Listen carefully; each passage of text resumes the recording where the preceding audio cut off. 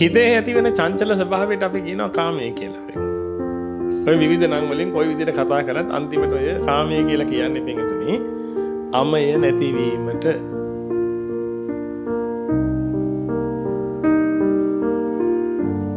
අම කියලා කියන්නේ පින්තුනි the kingdom of heaven.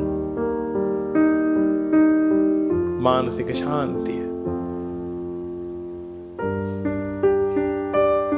අරිහත් ඵල සුවය.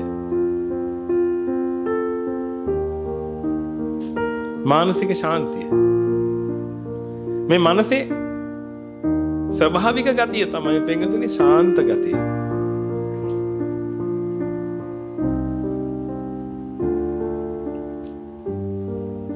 අන්නේ ශාන්ත ගතිය නැති වෙන අවස්ථාවට අපි කියනවා කාමය කියලා.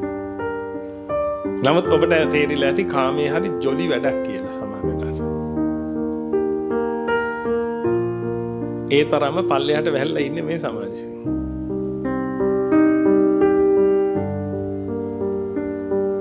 ඒ තරමටම දන්නේ නැහැ කාරණාව ගැන. හේතුව කවදාකවත් මානසික ශාන්තියක ඉඳලා නැහැ.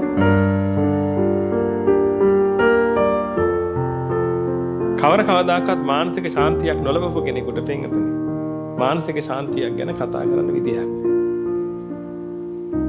ඒක නිසාද මේ ලෝක සත්‍යය පින්තුනි කාමයේ කියන එක ගැන හරි ඉහළින් කතා කරන්නේ.